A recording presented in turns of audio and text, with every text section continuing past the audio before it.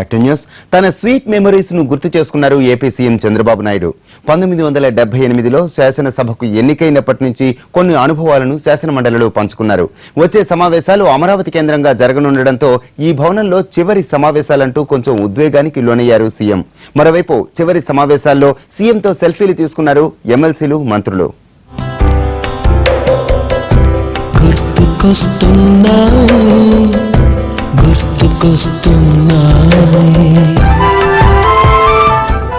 కడపటి సమావేశం అదే అందుకే మీతో ఫోటో కావాలన్నారు. ఈ కౌన్సిల్లో కడపటి సమావేశం ఉపన్యాసం, కడపటి ఉపన్యాసం ఈ హౌస్ లో, ఈ హాల్లో. ఈ హౌస్ అంటే మీరందరినీ కాదు, ఈ హాల్లో. Photo also, photo with building, photo with you. అదే దిశ ఒకసారి చరిత్ర అంతా 78లో మొట్టమొదటిసారిగా ఎమ్మెల్యే అయ్యాను. 78 నేను స్టూడెంట్ డేస్ నుంచి నేరుగా ఎస్ యూనివర్సిటీ క్యాంపస్ నుంచే పోటీ చేశాను.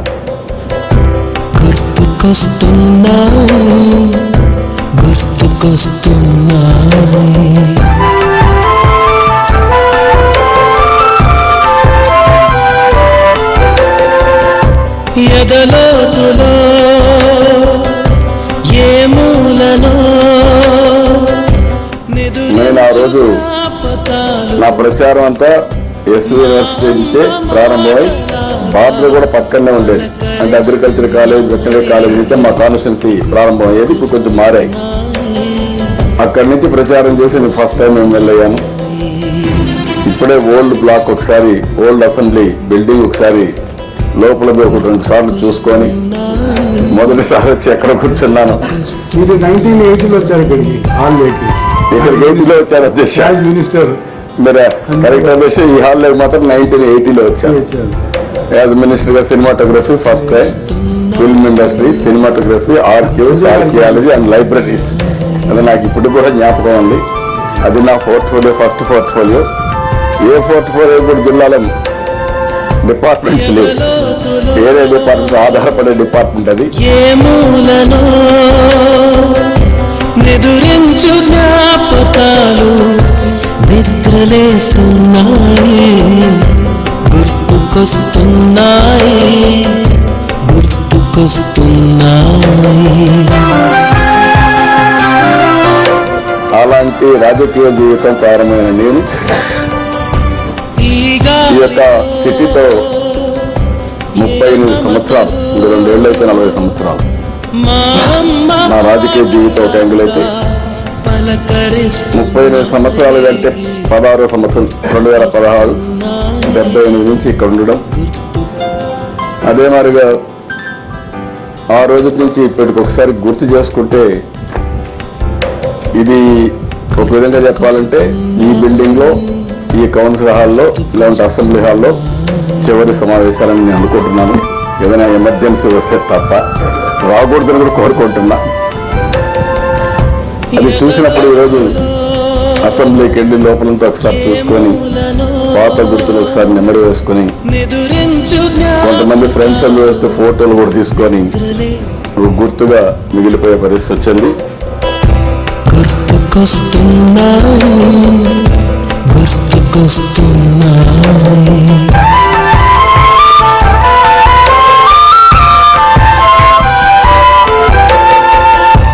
ఎదలోతులో ఏ మూలనో నిదురించు జ్ఞాపకాలు నిద్రలేస్తున్నాయి, గుర్తుకొస్తున్నాయి, గుర్తుకొస్తున్నాయి.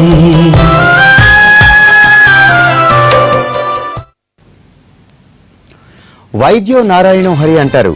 అలా నిస్వార్థంగా వైద్య సేవలు అందిస్తున్న ఓ డాక్టర్కు పాదాభివందనం చేశారు పవన్ కళ్యాణ్.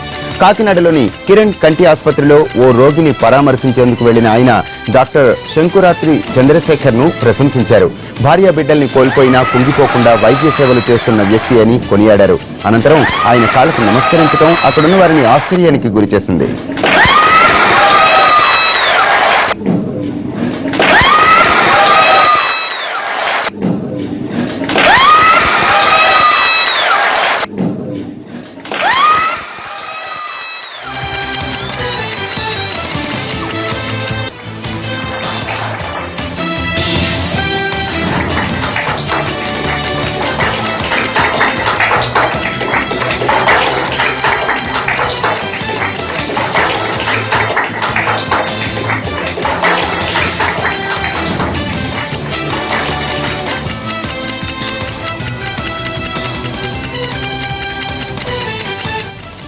ప్రత్యేక హోదా విషయంపై కేవలం కక్షపూరితంగానే కొందరు రాద్ధాంతం చేస్తున్నారన్నారు కేంద్ర మంత్రి వెంకయ్య నాయుడు.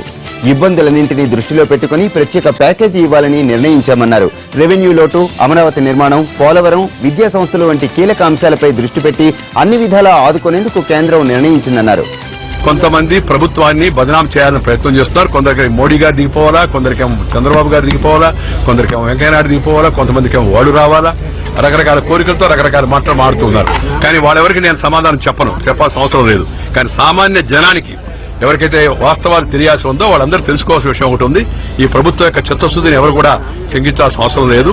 ఎందుకంటే మోడీ గారి ప్రభుత్వం వచ్చినప్పటి నుంచి కూడా ఈ ప్రత్యేక హోదా విషయం పైన చాలా లోతుగా సవిస్తారంగా చర్చ జరిగిన తర్వాత, అందరూ నిపుణులతో మాట్లాడిన తర్వాత, నీతి ఆయోగంతో మాట్లాడిన తర్వాత, 14వ ఆర్థిక సంఘ సిఫార్సుల తర్వాత కేంద్ర ప్రభుత్వం నిధుల బదలాయింపులో ప్రత్యేక కేటగిరీ సాధారణమని ఉండదు అని స్పష్టం చేసిన తర్వాత దానివల్ల వచ్చే ఇబ్బందిని దృష్టిలో పెట్టుకుని కేంద్ర ప్రభుత్వం 4 రకాలైన ముఖ్య నిర్ణయాలు తీసుకుంది. ఒకటి, ఈ ప్రత్యేక హోదా ఇస్తే ఎంత మొత్తం సంవత్సరానికి ఆంధ్రప్రదేశ్ లభించుండేది, దానికన్నా ఎక్కువ మొత్తం విదేశ రుణ రూపంగా తీసుకుని ఆ రుణాలను కేంద్రమే చెల్లించాలని నిర్ణయించుకుంది రాష్ట్ర ప్రభుత్వంతో మాట్లాడిన తర్వాత. రెండవది, బడ్జెట్ మెయిన్ గా రెవెన్యూ లోటు వల్ల ఆంధ్రప్రదేశ్ కి ప్రత్యేక హోదా గురించి మనం అప్పుడు మాడాం. ఆ రెవెన్యూ లోటు 22,000 కోట్ల రూపాయలు కేంద్ర ప్రభుత్వం 14వ ఆర్థిక సంఘ సిఫార్సుల ప్రకారం ఆంధ్రప్రదేశ్ కి ఇవ్వడానికి ఒప్పుకుంది. మొదటి సంవత్సరం యొక్క రెవెన్యూ లోటు విషయంలో కేంద్రము రాష్ట్రం మధ్య కొంత లెక్కల్లో తేడా ఉంది. దానిపైన చర్చ జరుగుతుంది. ఇప్పటికే 3,500 కోట్లు ఇచ్చారు, పొరవ కూడా విడుదల చేస్తారు.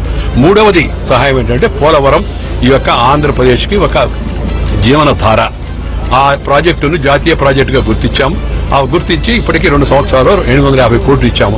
మన మిత్రులు ఏం చెప్తారంటే మీరు ఇంత తొందరగా పూర్తి చేస్తే అట్ట, మేము దాన్ని 1981లో మొదలు పెట్టాం. 1981లో మొదలైంది పోలవరం. 1981లో మొదలైంది. 2016లో ఉన్నాం మనం. ఈ 2 ఏళ్లలో 850 కోట్లు ఇచ్చారు మేము అని అంటున్నారు. మరి ఇన్నేళ్ల పాటు ఎందుకు అది పూర్తి చేయలేదు? దాని జాతీయ ప్రాజెక్టుగా గుర్తించింది నెంబర్ 1. నెంబర్ 2, నిధులు కేటాయిస్తుంది. నెంబర్ 3, కేంద్రమే దానికి డబ్బులు ఖర్చు పెడుతుంది. నెంబర్ 4, దానికి అమలు నిర్మాణ బాధ్యత రాష్ట్ర ప్రభుత్వానికి అప్పగించింది. అది కూడా కొందరికి ఇబ్బందిగా ఉంది. వేగంగా జరగాలనే ఉద్దేశంతో అది ఇవ్వడం జరిగింది. పొరపాటు ఏదో జరిగితే దానికి ఎలాగో వ్యవస్థ ఉంది, అందరికీ తెలుసు. గత ప్రభుత్వం పొరపాటు జరిగితే కొందరు జైల్లో ఉన్నారు, ఇంకా కొందరు జైలుకు పోతారు, అధికారులతో సహా అందరికి కూడా తెలుసు. అందుకని జాగ్రత్త పడతారు వాళ్ళు. ఆ తర్వాత ఇంకా అన్నిటికన్నా ముఖ్యమైన విషయం ఏంటంటే ఈ ప్రభుత్వం యొక్క చిత్తశుద్ధికి ప్రథమ తార్కాణం, ఈ ప్రభుత్వం వచ్చిన మొదటి రోజునే తెలంగాణలో ఉన్న 7 మండలాలను ఆంధ్రప్రదేశ్ కు బదలాయించాలి. ఎందుకు? ఆంధ్ర తెలంగాణ తేడాతో కాదు, పోలవరం ప్రాజెక్టు కడితే ఆ గ్రామాలు మునిగిపోతాయి కాబట్టి వాళ్ళకి పునరావాసం కల్పించేదానికోసం ఇక్కడుండే ప్రభుత్వం ఆ విధంగా ప్రయత్నం చేయడం సాధ్యం కాదు. కాబట్టి ఆంధ్రకి దాన్ని బదలాయించాలనే విషయాన్ని కేబినెట్ మొదటి సమావేశంలో నిర్ణయించింది. ఆర్డినెన్స్ పాస్ చేసింది, ఆర్డినెన్స్ జారీ చేశాం. గత ప్రభుత్వం ఆ పని చేయలేదు. ఆ తర్వాత చట్టంలో కొన్ని విషయాలు పేర్కొన్నారు. ఏమనంటే ఆంధ్రప్రదేశ్ కి సంస్థలు ఏర్పాటు చేయాలని. ఆ చట్టంలో ఏమి రాసిందో ఒకసారి చదువుకోమని కోరుతున్నాను అందరినీ. ఇవే బులెటిన్ విశేషాలు. తర్వాత స్పెషల్ ఫోకస్ ప్రసారం అవుతుంది. నిరంతర ప్రత్యక్ష ప్రసారాల కోసం చూస్తూనే ఉండండి ఎన్టీవీ.